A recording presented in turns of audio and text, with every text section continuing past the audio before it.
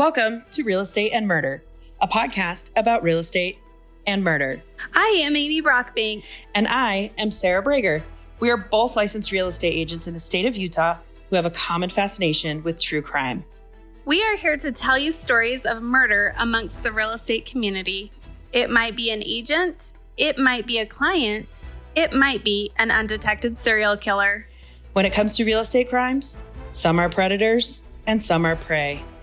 We just want to issue a trigger warning. The content of these cases can be difficult to hear from time to time, and please listen with care. All right, everybody. Hello, and welcome to Real Estate and Murder, a podcast It is a podcast that we are creating It is. about real estate and murder. Who knew? We love this. Hey, my name is Sarah, and this is my friend Amy Katrina. Hello. Hey, Amy. Amy's one of my closest friends, and the thing we love to talk about the most, besides real estate, is true crime. So here we are. It's true. So we are both licensed real estate agents in the state of Utah, and we work together. We talk all the time about our careers, our professions, and then our hobbies, which is, here we are, like I said, crime, right? So as we're jumping in, this is our third case. Case number 3. And we picked this one, specifically. It's super interesting. It's also current and going on right now. So we'll tell you a little bit about the case in just a second. But Amy, why don't you tell me what you did in real estate this week? What'd you do? I am working with some investor clients, actually. So just figuring out what they want to do and how the numbers look for them and, what you do when you're trying to buy a property to make some extra cash flow. Right. And an investor is very different than working with like a home buyer that's going to live in the home, right? True. Totally separate. So you have to have another skill base and knowledge base to help those types of clients. So good for you. It just continues to add to our experience in our career when we get to do things like that. So that's great. And we're going to talk a little bit about investing today. So that wraps in perfectly. It does. Okay, how about you? What did I do in real estate this week? Yeah. It has been an interesting week for all good reasons. I've got this fantastic client I've been working with. We are right now waiting to hear back on a counter offer we made on a home that she'd like to buy, which is super exciting. And I think we're just about there where everyone wants to be. And you love that part of the transaction, the negotiating, the back and forth. That is my favorite part. The finding of data, the presenting it, the coming to an agreement. That is my favorite part for sure. So it's been a good week in that way. Oh, good. Also, I do just want to note with this case, this is an ongoing case. Yes. It is active. It is current happening, which is one of the things that kind of drew us to it, even though it's a little harder to report on a case like that because not all the facts are solidified yet. Yeah. Right? Known, I guess, to the public. Right. So as a part of this being an ongoing case, we will make sure that we use the language and the proper terms for addressing this as in alleged, suspected, those kind of things. But we do just want to note that in the United States of America, you are presumed innocent until proven guilty. Yes, right? By a jury of your peers or in a court of law. Right, which we are, I should just mention, not juries. However, I did get jury selection notice or whatever this week, right? I opened the mail. I came home and my fiance was like, Sarah, I have some bad news for you. And I was like, what? He's like, I think you got jury duty. And I was like, are you kidding me? That's the greatest news ever.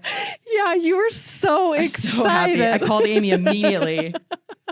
And then I realized, reading through it, it's like the odds of me actually being selected are pretty low, but still, the fact that I got that in the mail, I was like, oh, my time has come.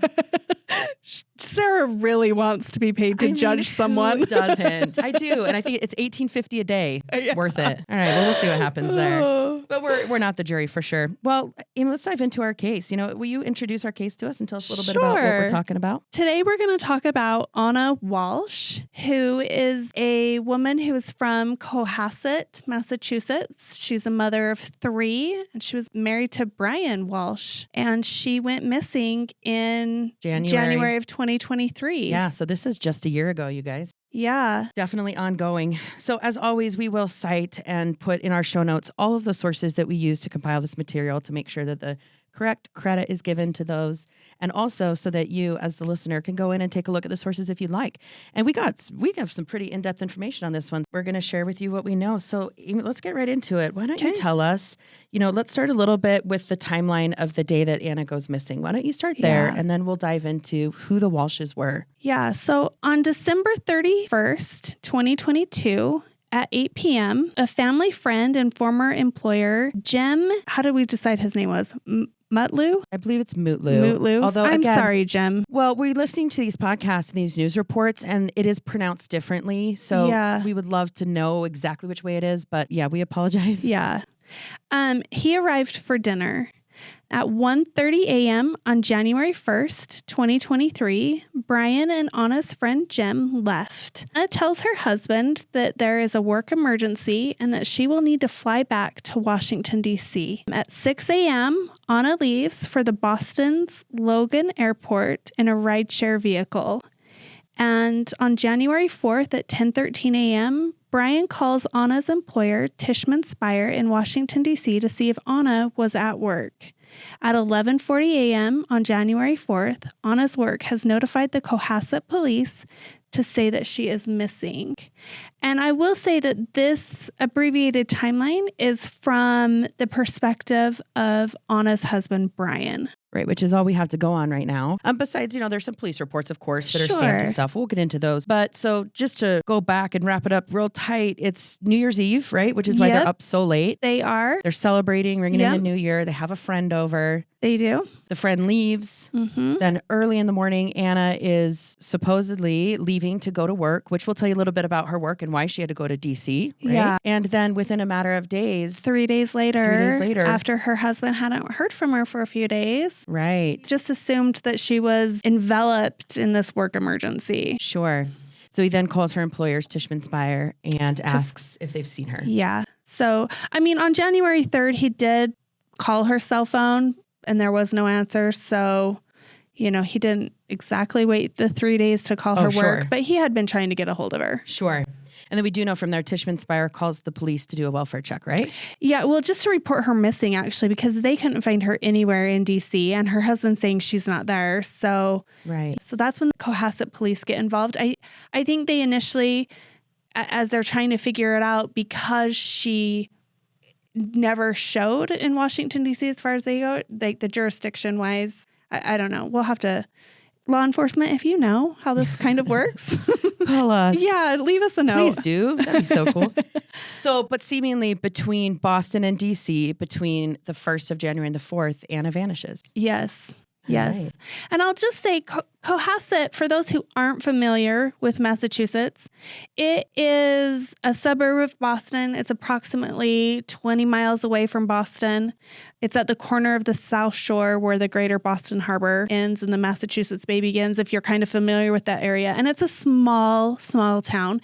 The population's around 8,400. I did see in some of the podcasts or the reviews, they would just show like little clips of Cohasset. Sure. And it's beautiful. It's like on the beach. Yeah. There's water, it's really beautiful. Yeah. And it is a high-end community. We should say that. By high-end, I mean upper class. Upper class, yeah. And just very beautifully, which again, we'll tie into the community and Anna's roots there. Yeah.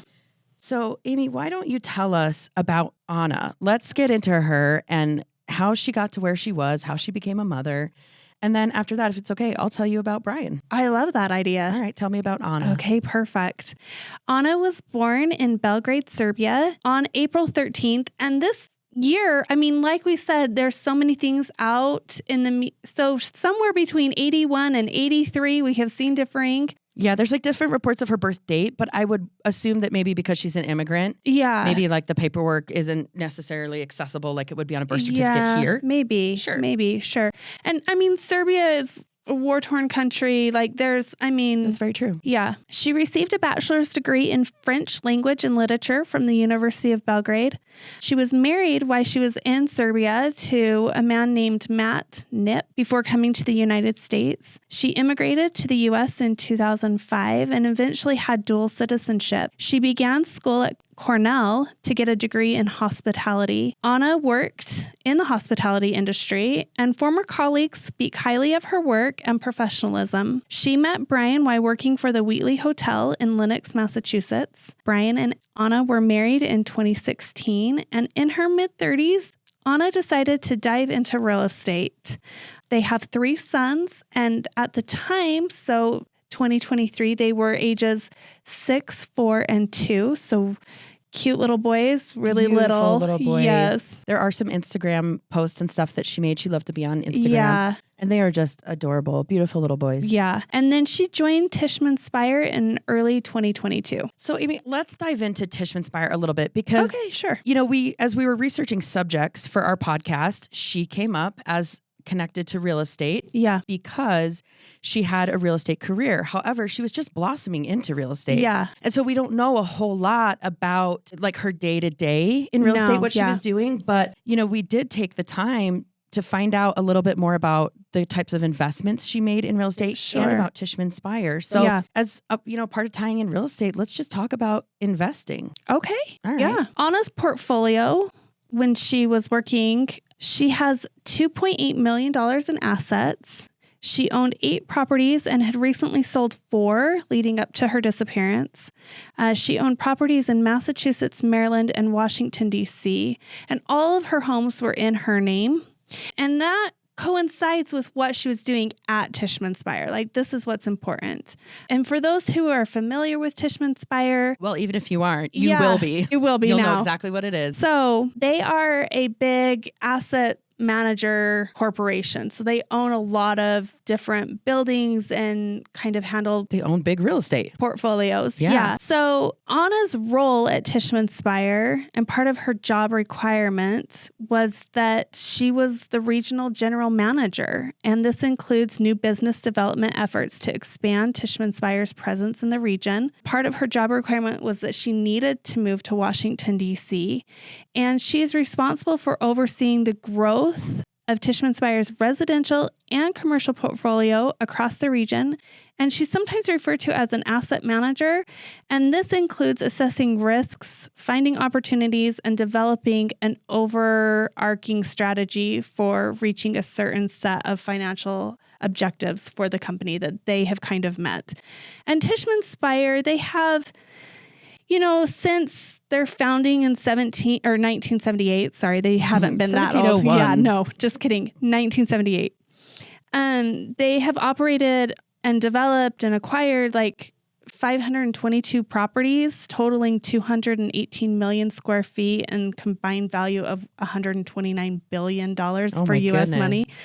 And they currently have, according to their website, $68 billion in assets under management, including the iconic properties as the Rockefeller Center in New York, the Springs in Shanghai, property in Frankfurt, and Mission Rock in San Francisco. So they own some kind of high profile. They've also been linked with like the Chrysler Building and things like that. Like Yankee Stadium. Yeah. Let's make sure we throw that in there. Yeah. So I'm wondering, because their website didn't mention that stuff, if that's one of the properties that they have since like sold or whatever, but they're involved in some big high name things. And so it makes sense that Anna is trying to develop her own real estate portfolio as she's trying to gain experience. And I think we've mentioned this before, like the difference between commercial and residential real estate a little bit. And if we haven't, let's do it right now. Yeah. So, commercial is, the commercial buildings, like what? Right, so real estate dedicated to business use. Yeah, for sure. And that knowledge, there's usually agents that specialize just in commercial or just in real estate. So the fact that she is working at Tishman Speyer and is kind of responsible for both real estate and commercial. So not real estate. So real estate covers both, but residential. Residential. You mean residential. So residential would be individual home ownership. Yeah. Right? Or it still could be, owning of properties that you rent, that you're a landlord for. Homes that people live in versus commercial, which is real estate buildings and use for business purposes. And it could be broken down into like the Rockefeller Center. There's individual ownership in some of those buildings, or there used to be. I don't know anymore, but sure, like the Rockefellers at some point, right? Yeah, no, but like you can own like an apartment or whatever within that. And so maybe that was helping manage those owners within the commercial building that they owned the building. Sure. There's all these different levels to what that could or could not include. That's very true. And with our background in real estate, doing what we do here in Utah, which for both of us has primarily been residential sales. Yeah, I've had a couple of commercial ones. But But it fascinated me researching this, how she got into a position of a lot of responsibility Yeah. so quickly, Yeah. right? With a huge company, like just a monster of a real estate company. Although I will say, we can tell that she was very bright, very intelligent. You know, she was schooled several times. She went to Cornell, which is Yeah. an Ivy League school. Yeah. And then within her hospitality career, you know, like Amy, you mentioned that coworkers of hers had nothing but great things to say about her, but she did rise through the ranks of that very quickly. So Yeah. obviously a highly intelligent woman. Well, to be a regional director, regional manager, regional general manager. Right. Who was recently real estate licensed. And by recently, I mean within the last few years. Yeah. And because her headquarters that she needed to be at was in Washington, D.C., which is why she had to commute from Massachusetts she owned a home or an apartment in Washington, D.C. And so that's kind of, she was there during the week and then home with her kids on the weekends. And, you know, according to ZipRecruiter, because, you know, they know for sure. Best source. Yeah. I mean, her salary would be somewhere between $275,000 and $300,000 a year, which, you know, is a good living. Yeah. So she was the breadwinner for the family. She was at the time, yes. And there's an interesting reason why. Yeah. And Sarah's going to tell us all about Brian. I'm going to tell you all about Brian if you're ready to jump into that kind of deep, dark hole. But we could start with the fact, like you said, that she was commuting back and forth, the difference between Boston and DC. She would work in the week and then come home. So Brian was primarily raising the children, keeping the household moving and going. And that freed up Anna to go and do her work in DC, which worked very well for them because Brian was only able to be the carer of the children and be the one at home because Brian was on house arrest. Oh my goodness. So let's jump into Brian. Are we ready for Brian Walshe? We're ready. All right. So when we were researching this case, I started looking more and more into Brian because I find his behavior as he's being charged and starting to make court appearances, right? I found it so odd, as well as the steps that he's made since Anna's disappearance, which we'll tell you all about, versus like who was a man who was seemingly like a great caretaker, a good husband. Anna was supposedly, it's been said, crazy in love with him. Yeah. He comes from a very prominent family. And so it's a big difference between sort of his behavior and then what his background kind of looks like. Yeah. So, Dr. Jekyll, Mr. Hyde kind of thing. absolutely. That's the perfect way to describe it. And I just want to say, you know, the last case that we did was Todd Kolop, right? The realtor serial killer extraordinaire. And Amy, you had mentioned in that recording that he, to you, felt or seemed like a chameleon. Yeah. Like he could change personas to be in different scenarios, right?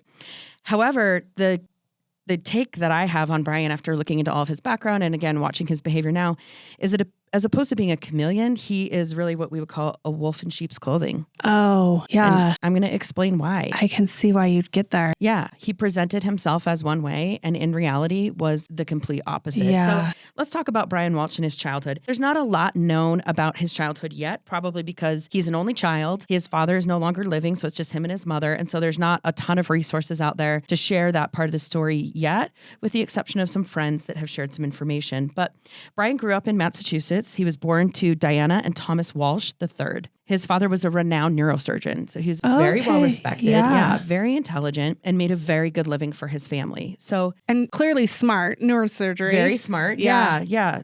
Absolutely a well-rounded, it's been said, like a very well-rounded doctor with a lot of expertise, but then also a father and a family man. It's really only been said that Brian was a well-mannered child. He didn't give his parents any problems, but a couple of friends have referenced, like they remember back when Brian was a teenager that he had a taste for fashion, that he always wanted to be wearing, you know, brand name, label everything, and that he just looked like a full-grown man as a teenager. You know, he liked to dress in suits and scarves, and that's kind of what they remember about him at that age.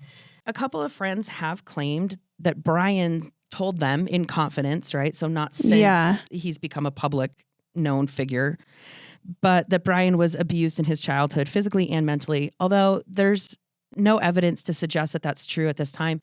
I'm not saying that we don't believe victims when they state that has happened in their childhood. I'm just saying that there's only this one source that says, yeah, Brian told me that. although he wasn't there with Brian at the time. So whether that's true or not, Brian continued to grow up and had a very strained relationship with his father. So as Brian was getting into schooling, he actually went to a boarding school in Rhode Island. Oh. Yeah. And he was kind of like jumping out, going to like start into his own career. So he's around college age, right? And actually at this time, so he was going to Carnegie Mellon University.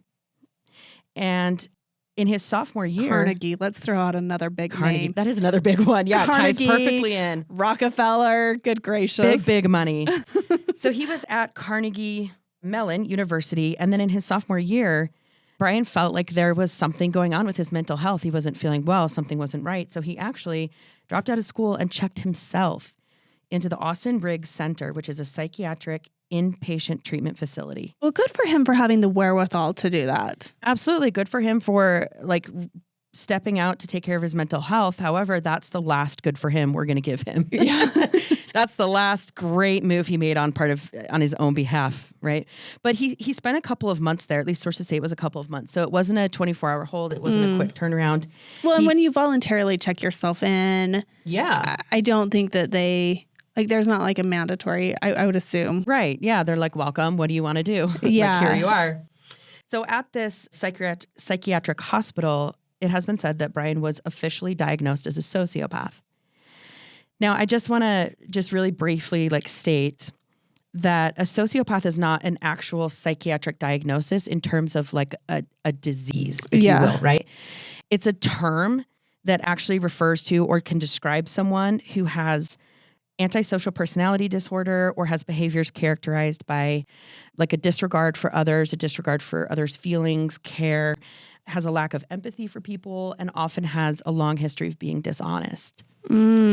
So that period in his life is critical to our story. Yeah. Right? He has some mental health issues and concerns that he is aware of and at least attempts to get some care for that. I don't know what the end result of that was. I don't know if he left feeling like he was better or healed, if you will. Like, I don't know what he took away from that. But it's important to acknowledge, that that's a big part of his story. And one of his doctors at this facility or who treated him right around this time is named Dr. Titman. And he records in his notes that Brian felt neglected, unloved, and emotionally damaged from being used as a pawn by his parents in their acrimonious marital relationship. And goes on to say his depression, anxiety, and anger left him unable to function. According to Dr. Titman, there he began his long battle to overcome his mental illness.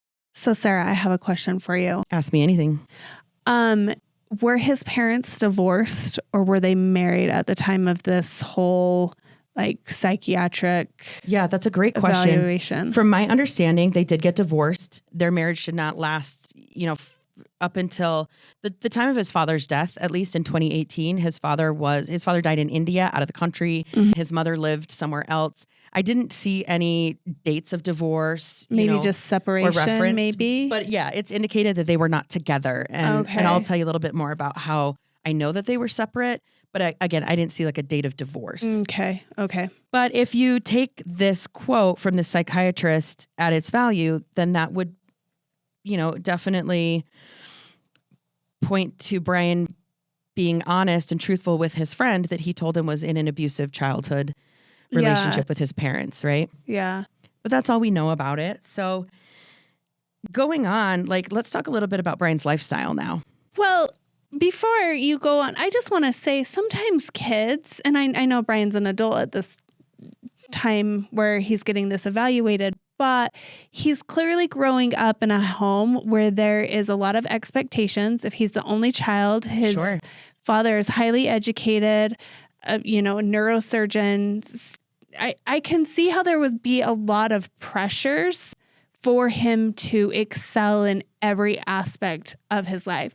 So maybe from his parents' point of view, which, like we said, we don't know, but maybe from his parents' point of view, they were just pushing him to be better, and he took that as I'm not abusive. Good enough, self-worth. Yeah. Definitely true. And neither parent is here to advocate for themselves, so I can't say one way or the other, but it does make sense if this is all true. I'll use the word true. Sure. Then it does make sense. A lot of the behaviors that come later in his life how they could be tied back to just instability, lack of self-worth, Yeah. inability to perform at what he sees is a functioning part of society, right? Yeah. And so he just kind of chooses the low road Yeah. the whole way on. Yeah. The unrealistic expectation he may feel that he can achieve or something. Exactly. I don't know. And then he married a woman who was very bright, very intelligent, very beautiful. Mm-hmm. She was a wonderful mother by all accounts, had 3 beautiful children. Like, I'm sure that just continued for him, like his lack of self-worth. Now, that's not an excuse for any of the behaviors that he's had, but I'm just saying it makes sense for this recipe, right? We've referenced before. There seems to be some kind of a recipe for either a serial killer or a killer or a triggering event. A triggering event. And this would kind of make sense if this was a part of it. Okay. So a little bit more about his lifestyle. I just want to bring this up because I'm sort of paving the way for where we're going to get into his crimes, right? And then his alleged crime. But Brian was known to be around town with his friends in his social group and always be throwing money all over the place.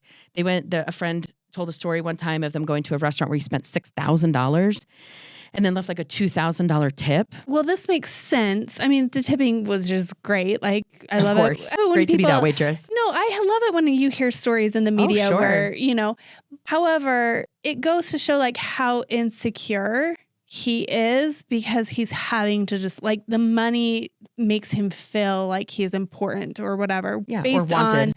Based on his I don't even know. Try again. It's okay. Psychological report. As we go over all this information, sometimes words spill out in ways that make no sense. We're just going to put that apology out there. And you know what? Truthfully, Sarah and I don't practice this stuff. Like, no. We just talk on the fly. Constantly we talk about it. So his friends just, take note that he likes to throw money around, but oftentimes doesn't actually have the money to do so. So, they'll be at a restaurant. He offers to pay for everybody, runs the tab, and oh no, the credit card doesn't work. So then he'll tell the group, oh, there must be some problem, or maybe it got shut down, or I was out of the country, which he did do a lot of world travel. So he always had an excuse, right? Oh, this seems like a scheme being set up. Oh, it's coming. Oh, it's coming. There's a lot more about his life that I'm going to share with you that maybe you don't know about because you didn't do the Brian dive. I didn't. I did not.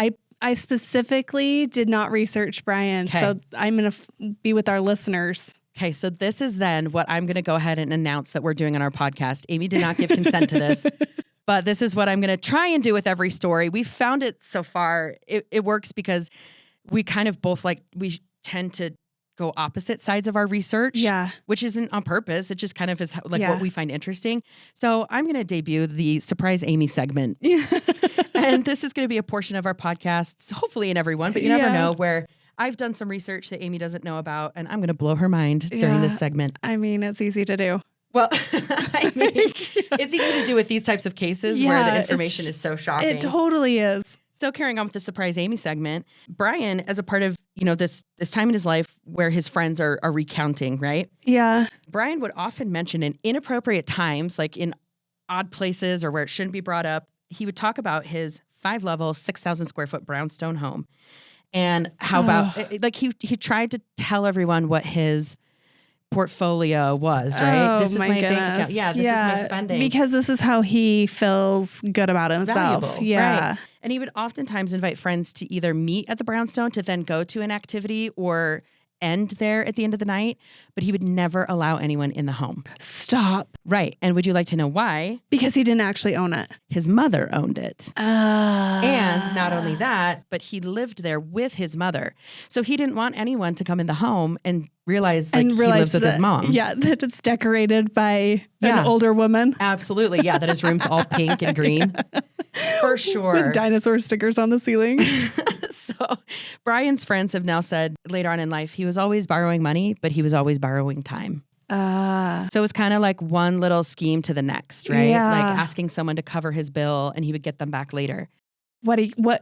He was probably pushing the limits on what he could get away with. He always was. And he was definitely doing kind of like a mini version of a Ponzi scheme, right? Where he would, okay, I can't cover the $5,000 bill at the restaurant. If you cover me this time, I'll get you next time. I just need to transfer funds, right? And then he would turn around and go find the funds from another friend and pay them back.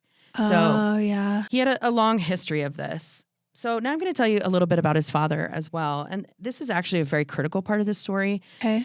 Because he had a very unhealthy relationship with his father, driven primarily by his actions that I'm going to tell you about right now. But it's all sad in general. No matter who was responsible, ultimately, they did not have a good relationship. So Dr. Thomas Walshe, again, the neurosurgeon that I mentioned, he actually died in 2018 in India. So he was out of the country. I don't know if he was visiting or if he owned a home there or maybe for work. Unclear. Maybe he did work out there. Yeah. But he was there. So as a part of his death, Brian finds out that he's passed away. And again, remember, he's the only child. Yeah. However, in the will that Dr. Thomas Walshe had left, he names the executor of the estate to be Andrew Walshe, who is a cousin of Brian, so Thomas's nephew. Mm-hmm. So this paperwork was filed in court and detailed family troubles. And Andrew states in there that it was a well-known fact that Brian had stolen almost $1 million from his father during a real estate transaction and then disappeared from his father's life. Could you imagine being outed in a will for your cousin? True. Yeah, that's so true. And it's said that after that incident happened, Brian and his father didn't speak for 10 years leading up until his death. His father did not attend his wedding to Anna. His father was absent. And actually a source being a good friend of Dr. Walsh's, has said that Dr. Walshe not only said he did want nothing to do with Brian, but also his children. Oh, so, which is very sad. Yeah. So that, whatever. I mean, it goes deep. It does, which makes me think that it's more than just money. It's more than just $1 million, right? Well, he is a wolf in sheep's clothing. So presented as a son that was successful and that they had done well raising him. And then at the same time is taking advantage of both of his parents, really. Yeah. Because he's living with his mother in this brownstone, but lying to everyone about it like he owns it. Yeah. So carrying on. At this time, Brian hears about his father's death, and he takes it upon himself to go into the home that was there in Massachusetts. Yeah. Right? And he enters the home without permission. Does he have a key? He must have a key or possibly got a key from his mother. It didn't state how he entered. It wasn't like a burglar. He didn't break and enter. He entered the home. Well, it makes me wonder if they were divorced if the father's not leaving his wife as the executive, or something. Correct. Who knows? And you can actually see this entire will and testament online because it has been submitted into court documents. And he does break down in there who he's leaving money to and what percentage. And then I believe it does reference his wife at the very bottom, but it's kind of like if anything is left.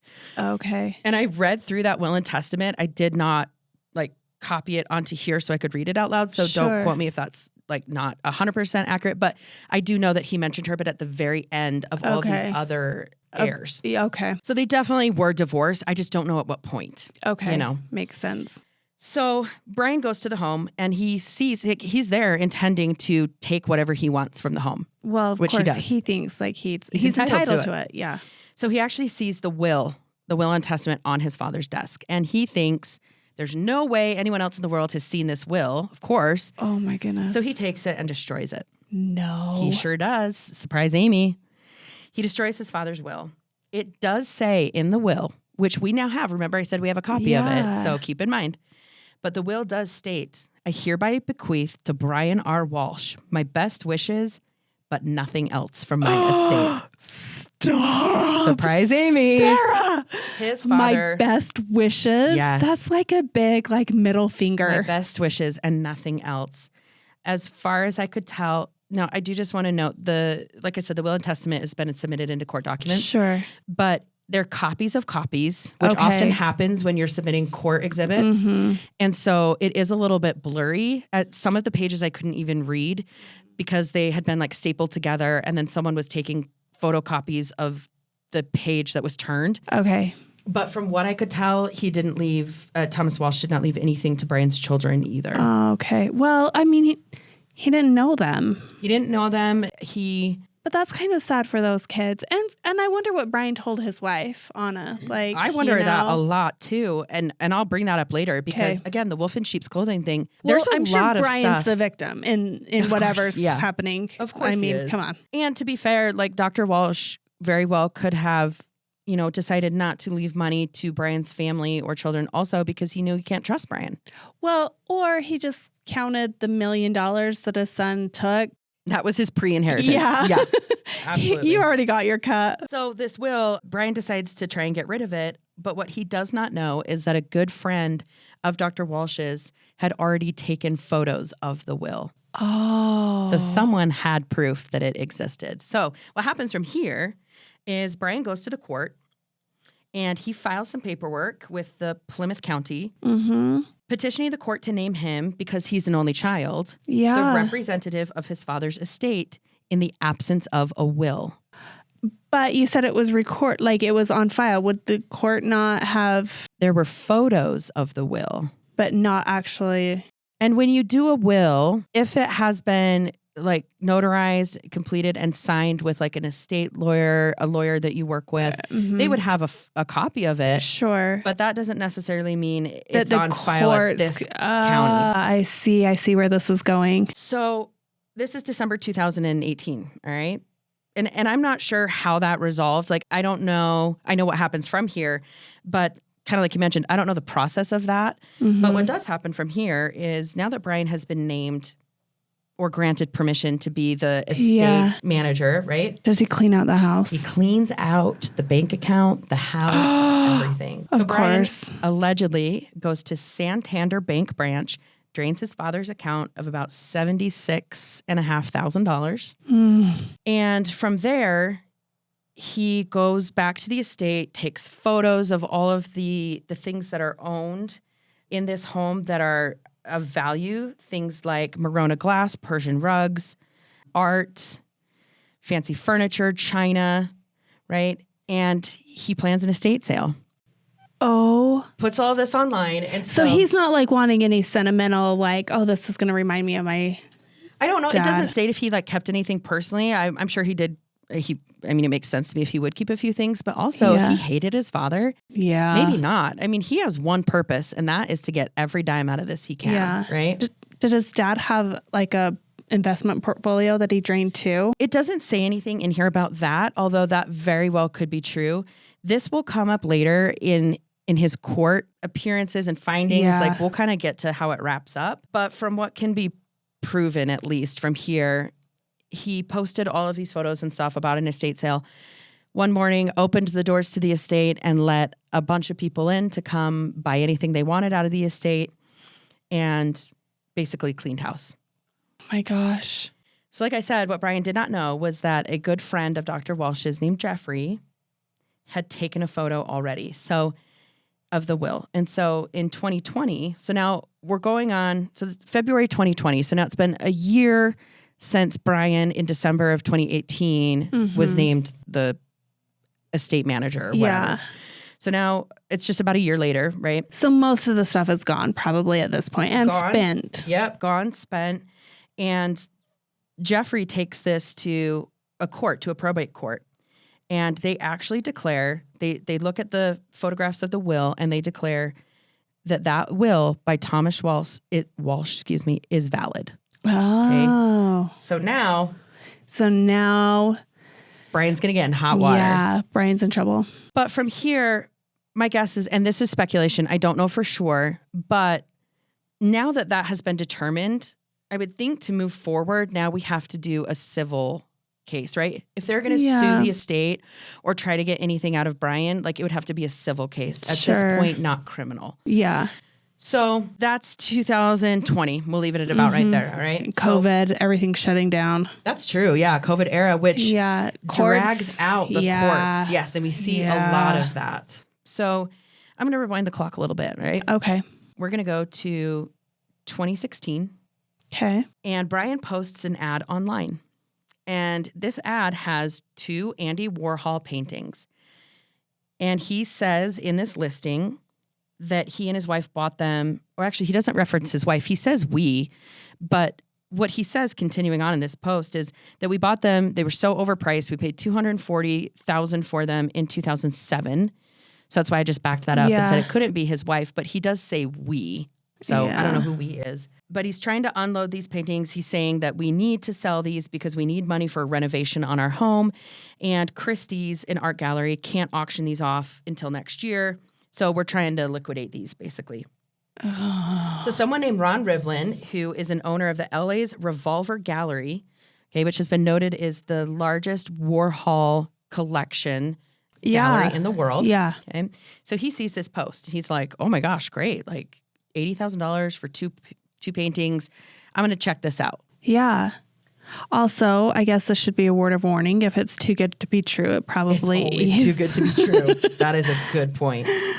And I believe that Brian had actually posted them asking for $100,000, but Ron contacts him and says, I will give you $80,000, but I need to validate that these are real, right? Yeah. And apparently, I didn't know this. I mean, I'm not a follower of the art scene or the art world. Oh, yeah. So every art has like, I don't know what the word is right now because anyway, but it has like a provenance, I think is what it's called, where you can see like who bought it before, who bought it before, who bought it before, up until like the painter, the original painter. Sure. And so that's kind of how places authenticate them. All right. So this is the Surprise Sarah segment.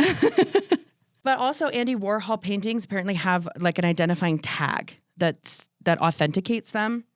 So Ron actually sends his assistant out to Massachusetts to meet with Brian and exchange the cash and the paintings and to validate them. So Ron gets a phone call from his assistant and says, look, I'm here. He seems like a great guy. He's very honest. He's dressed clean, like clean cut. He looks, he's kind of looking the part, playing the part. Well, he's always dressed kind of classy. Yeah, right. He loves that. And she says, I can't validate. I can't get to the sticker right on the back because the paintings, the frame is screwed in way too tight and I'm going to break it potentially. And so she didn't want to damage the artwork itself. So Ron had done a little bit of like diving into Brian, who had listed this. He wanted to just kind of check him out a little bit. Brian had actually sent Ron a copy of his license and his home address. And so Ron had looked him up and could see that his home in Massachusetts was worth approximately $6 million. And so Ron took this to be enough proof that Brian had these assets. If you only owned like a $300,000 house, you wouldn't be sure, or your name was different. 2 Warhols.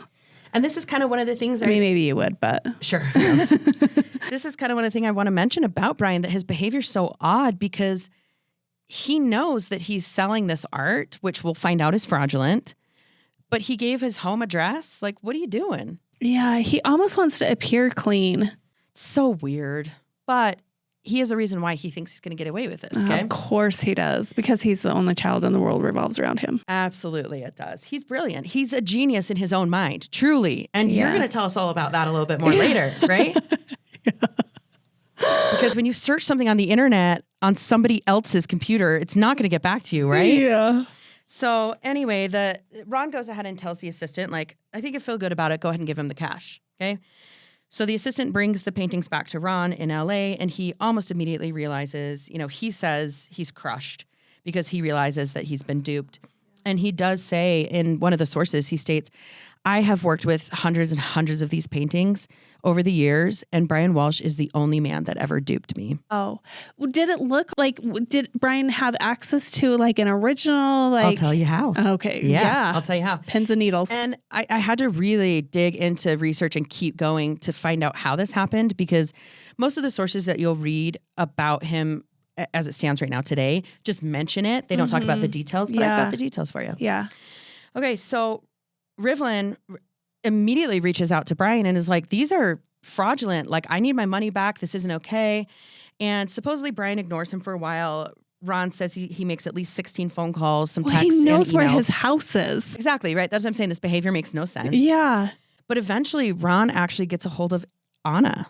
Oh. So he tracks down, I'm sure it's easy enough these days, right? Through even social media, whatever, to find Anna. And only after he gets a hold of Anna does Brian reach back out to Ron. He makes a bunch of excuses and says, I had no idea. I also got duped, but I will send you back the money. Okay, so Anna's probably saying like, hey, you got to call him, you got to make this right, because there is nothing in Anna's history that would suggest that she's anything other than high-level integrity. Yeah, and has nothing to do with this. And so we can only assume, because she's not here, but either one of two things. She's absolutely infuriated and pissed at him, or believes his story also, that he was also duped, right? That it was just some big mistake and misunderstanding and there was no intention of fraud. Yeah, exactly. So Brian eventually starts to make little payments back to Ron, but after about $30,000, he just stops. And so Ron is a well-known, a well-respected art dealer, right? Yeah. He's not going to settle. He's not going to take this. Well, yeah, he's out $50K still. Yeah. Well, and he's got 2 fraudulent paintings that now are in his hands, right? And so he calls the FBI.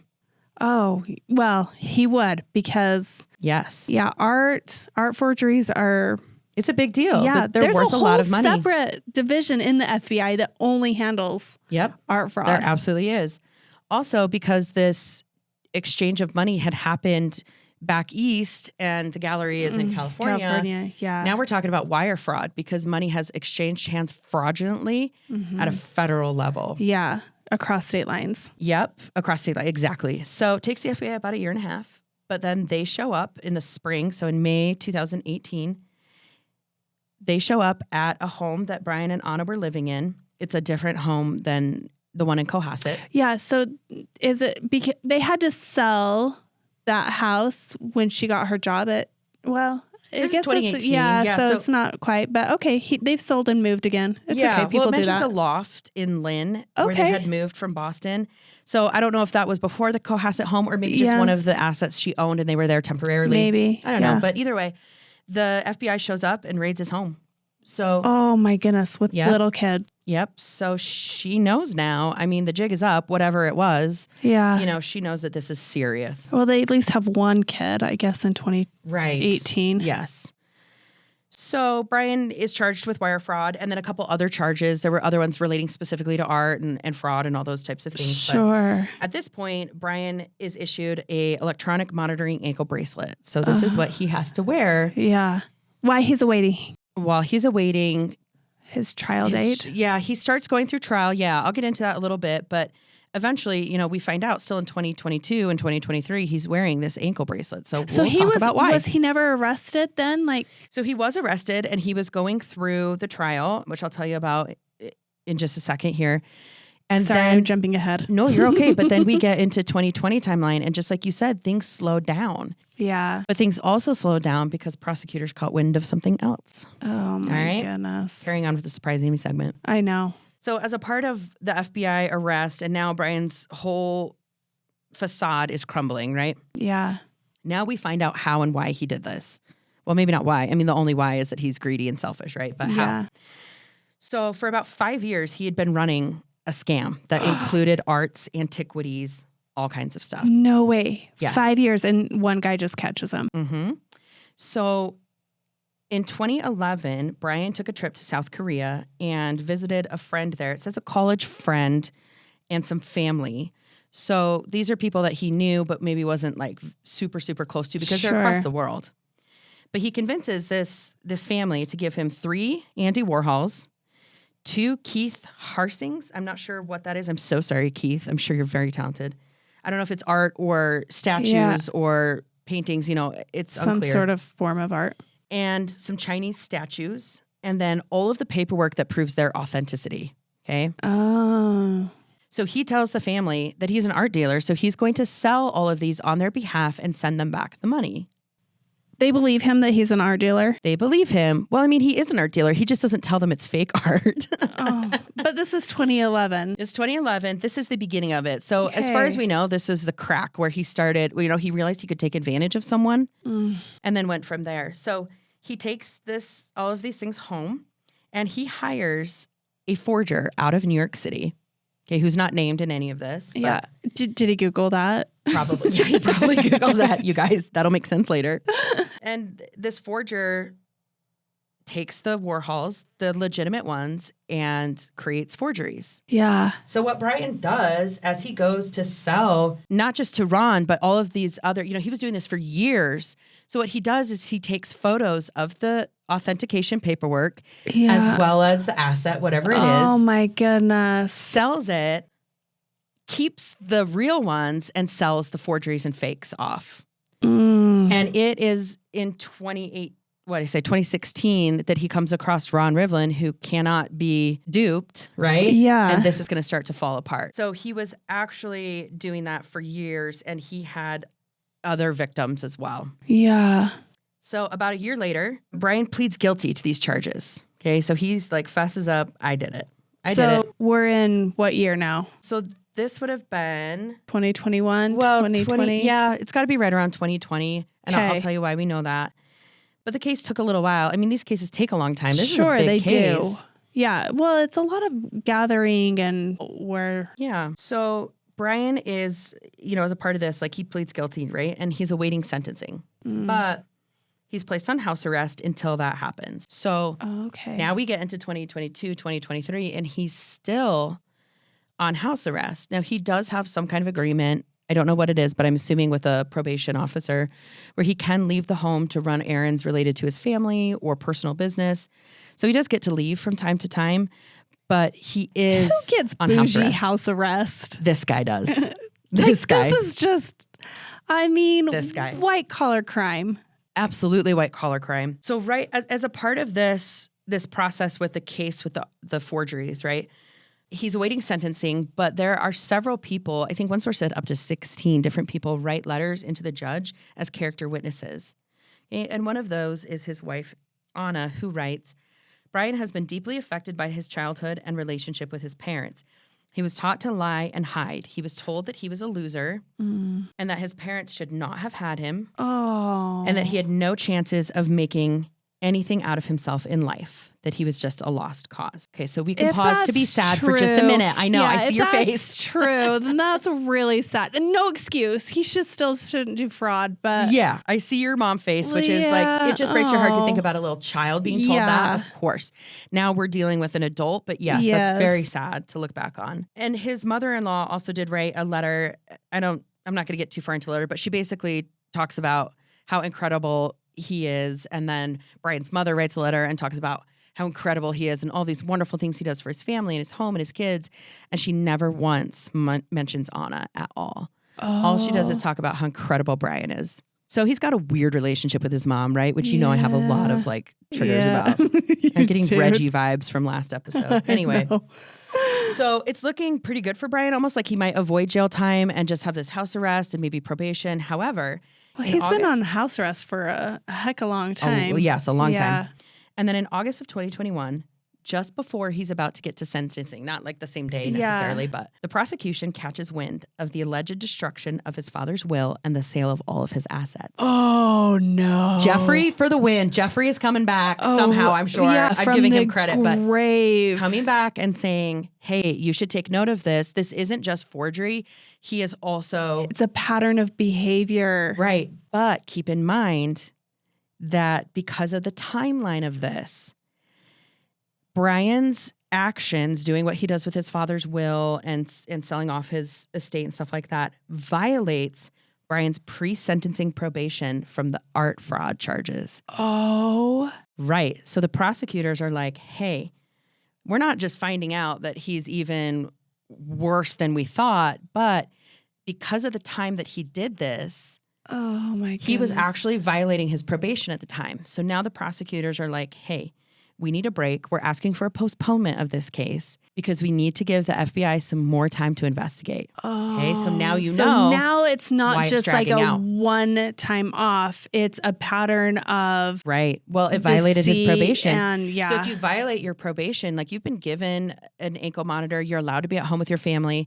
Now you violated that, right? Now the judge is going to come down on you twice as hard because you were given a chance. Yeah, you didn't learn your lesson. You did not learn your lesson, and you violated now not just victims of your schemes, but now your family, right? So there's a postponement, and that kind of brings us up to 2022, 2023. So at the time of his wife's disappearance, he's still wearing the ankle monitor. He still has not been sentenced. Yeah. He's waiting to hear what's going to happen. So I know that was a lot. It right? is like that ends our Surprise Amy segment where I deep dived Brian's background, how he kind of got to be where he was, the wolf in sheep's clothing thing, right? Where he was appearing to be a friend, a husband. I mean, he was a husband, but a good husband, a good father. And in all reality, he was scamming everyone that would cross his path. Yeah. Which made me think, and then I'll kind of wrap it up from here, but it made me think, you saw in your research, and you noted even earlier, Anna put all of her real estate investments in her name only. Yes. And I think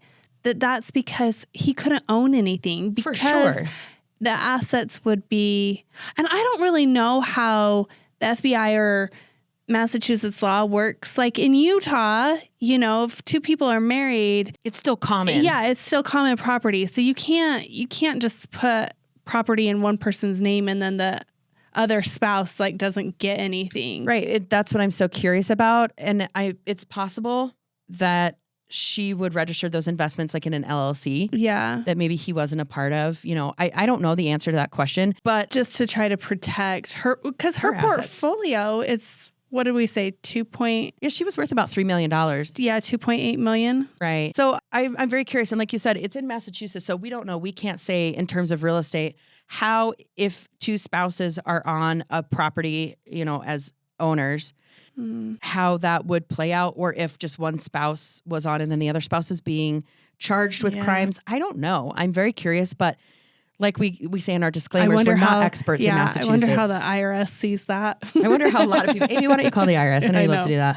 Oh, there. All right. Well, that was a lot. So what do you think about wrapping this part down? We'll get into part 2 in just a second. Yeah, it sounds great. Okay. So in part 2, we're going to go over Anna. I'm so sorry. Anna, I'm so sorry that we keep sort of interchanging Anna and Anna. I will say I'm guilty of, in my research, mostly listening to stuff like clippings and podcasts. And so I sort of recorded it in my brain differently, but I apologize. You deserve the respect of your name pronounced correctly. It is Anna, but we're going to get into her disappearance. Yeah. So in between now and then, Amy, let's hear a word from our sponsors. But wait, you actually did go get us a sponsor. I did get us a sponsor, you guys. Amy. It's the best thing ever. Amy, tell us about our first sponsor. I know. It's great. It's great for our listeners, this sponsor, for our listeners in Utah. But anyway, our sponsor is Aerolite Consulting, and they specialize in environmental testing. They are certified inspectors in asbestos, mold, meth, radon, lead, and home inspections. And Aerolite provides education for their clients so their clients can understand what the lab results mean and what the state and federal regulations are. And because there are sponsors, this is amazing, you guys. Yeah. If you're in Utah, because they're in Utah, so we can't. Of course. Local business. Yeah. If you like and follow our social media page, theirs as well, you'll be entered into a drawing for a free radon test. Oh my goodness. For those that don't know what radon is a naturally occurring radioactive gas that comes up from the ground. It doesn't matter what type or age of your home, and your neighbor could have a high concentration of radon in their home and your levels could be just fine. So it's not like the whole street is like, oh, we automatically assume. And it's a combination of how much radon is in the ground and how well your home naturally ventilates and how the air flows through it is kind of how the numbers come in. But it is the second leading cause of lung cancer, only behind smoking. Oh my goodness. And 21,000 people die a year in the U.S. from radon-caused lung cancer. Oh my goodness. Yeah. I didn't know that. Yeah. So in Utah, because we're here, about 20 to 25% of the homes have elevated levels. Wow. So the EPA recommends having a radon mitigation installed in your home for levels that come in at 4.0 and above. And so we're excited to announce this. We want to keep our listeners safe. So and cool. Yeah, it's a great sponsor to have. And then if you want any of their additional services or want to call them out and have any questions, if you use the code Walshe24, it'll be great and you'll get a deal too. That's so cool. So all of those things that you mentioned that the company specializes in are things that you should look at as a home buyer or homeowner. But we deal with this in real estate transactions all the time, right? Yeah. Because we want our clients to have all the information about their home as possible. You know what? And my clients we've talked about this before off script, but if my clients are in a pinch, they can't afford the test, as a gift to them, I always provide testing because I want them to get into a house that is safe, that isn't going to have meth or radon. Radon you can't Homes smell. Just have. Yeah, you can't smell radon gas. You can't smell meth sometimes. Sometimes you can walk in and you can see this you can definitely taste it. This is probably a meth house, but it's a great service. It really is. I like to provide for my clients. And like you mentioned, if you follow our social media as well as theirs, you'll be entered in this. So we will include all of the tags and the links to our social media in our show notes. Yeah. Right? Yeah. All right. Sponsor break. First one. Yay! How exciting. High five. Thank you.